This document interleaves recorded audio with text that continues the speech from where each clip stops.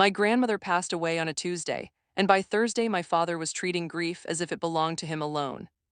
I stood in her kitchen when he informed me, in front of my brother and two aunts, that the family would manage every detail and that I should quit raising questions. He spoke with the steady authority of a judge. I stayed silent, only stared at the vacant chair she used to occupy and clasped my hands so they would not tremble. 2 weeks afterward, on Thanksgiving, he made his true play, the house filled by midday with shoes, perfume, and strained laughter. My father, Martin Vale, dominated the head of the table, carving the turkey as though he were delivering a ruling. My mother stayed occupied in the kitchen. My brother Evan wore the polished smile he reserved for clients and cameras. I was placed at the side table beside the radiator, as though I were still a child who had not earned a better place. When dessert arrived, my father struck his glass and declared that he would be examining my grandmother's estate. He claimed she had confided in him to safeguard the assets, and that any misunderstanding about her intentions was regrettable yet understandable. Then he turned to me and added, "Lena has always been emotional. She mixes longing with a sense of rights." Several people chuckled, my face flushed, yet I remained motionless. He continued.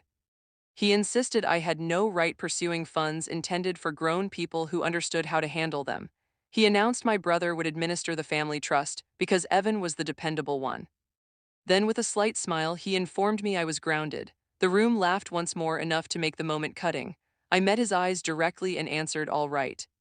That night I packed a suitcase in the darkness and slept at a motel near the highway. In the morning I discovered the letter my grandmother had written for me inside an old recipe tin I had taken from her house months earlier. Her handwriting covered 2 pages. "Mara," it began.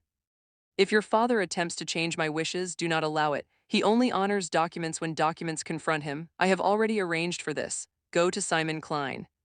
He holds the original trust and understands the next steps." By midday I sat in Simon Klein's office. He was a thin man with silver hair and eyes that noticed every detail. He displayed the trust, the notary stamp, the beneficiary line bearing my name, and the provision that rendered it irrevocable. My grandmother bequeathed me the house, the savings, and the lake cottage she cherished most. She had left directions for the possibility that my father might interfere. He had. There were emails, rough drafts, and a court petition my brother had helped draft, alleging I was unstable and unsuitable. Simon printed every page, and I carried the papers home like proof. My father telephoned that evening. I allowed it to ring. On the second day after Thanksgiving, he instructed the family to assemble in the living room for a statement. I came downstairs with Simon at my side and a folder beneath my arm. 30 faces shifted toward me when I entered. My father stood near the fireplace, anticipating compliance, perhaps tears. Instead, Simon opened the folder and read the trust aloud. My brother's expression altered first, then my father's. The room fell silent in the precise manner a storm does before a tree topples. Simon clarified that my grandmother had been completely competent. He presented the court petition. He presented the emails. He presented the bank statement confirming the trust remained untouched. Then he stated evenly that my father possessed no legal authority to change anything. My mother began to weep. My Aunt Margaret murmured, "Oh, Martin." My brother fixed his gaze on the floor. My father kept attempting to break in, yet no strength remained in his tone. Then Simon brought out one last sheet, the deed to the family house. It had never been my father's property. It had always stood in my grandmother's name, and now it stood in mine. My father gazed as though the floor had given way beneath him.